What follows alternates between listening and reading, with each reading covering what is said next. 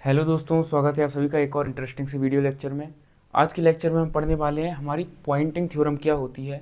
तो Poynting theorem आप generally electric field theory में या फिर अपनी फर्स्ट ईयर की बीटेक या बीएससी की फिजिक्स में इलेक्ट्रोस्टैट टॉपिक में पढ़ते हैं।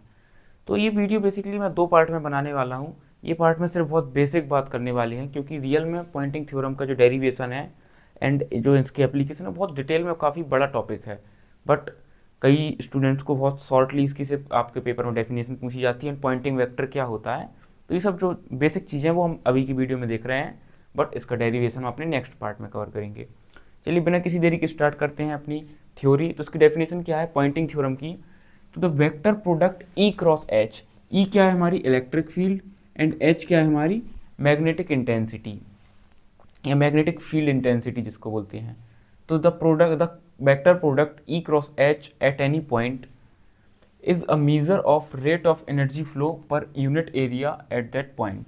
वो कह रहा है कि जो ई क्रॉस एच वेक्टर है ये किस चीज़ का मीज़र है?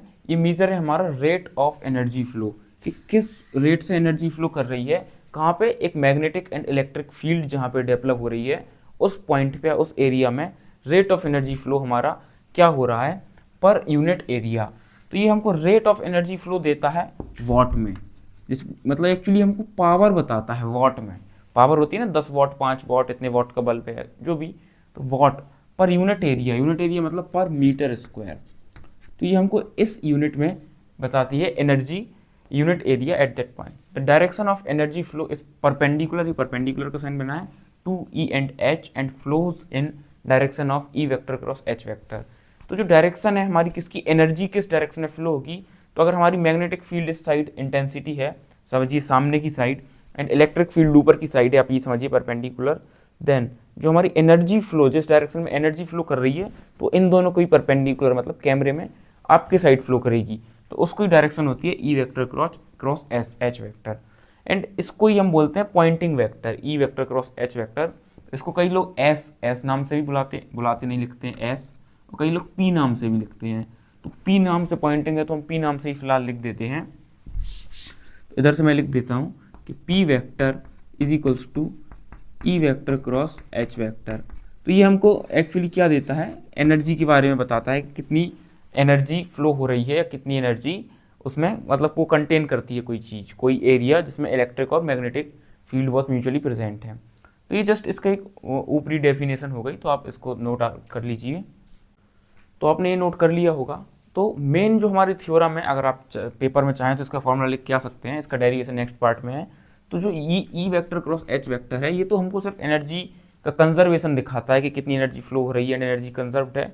बट जो नेट थ्योरी है जो हमको ये बताती है, जो फॉर्मूला है वो होता है हमारा integration E vector cross H vector, इसका क्या volume integration is equals to minus del upon del t integration of half epsilon E square plus half mu naught H square minus integration of, ये सब volume integration है, minus integration of sigma E square, जिसमें ये हमारा net energy conservation किसके equals to है, rate of change of जो हमारी ये एनर्जी इलेक्ट्रिकल एनर्जी होती है, ये होती है हमारी इलेक्ट्रिकल एनर्जी, एंड ये होती है हमारी मैग्नेटिक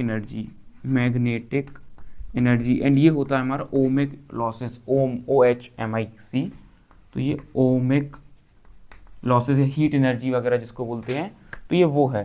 तो जो ये है हमारी, ये है रियल में पॉइंटिंग थ्योरम।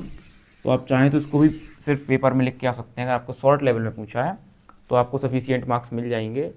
बाकी इसका ट्रू फिजिकल सिग्निफिकेंस क्या है, सच में थ्योरम का मतलब क्या है, इसका डेरिवेशन क्या है, वो मैं इस वीडियो के सेकंड पार्ट में कवर करूँगा। आप वीडियो वॉच आउट कर सकते हैं, उसमें पूरा डेरिवेशन है कि ये जो थिंग इतनी बड़ी थ्योरम कहाँ से आती है, तो सब नेक्स्ट पार्ट में कवर आउट करेंगे।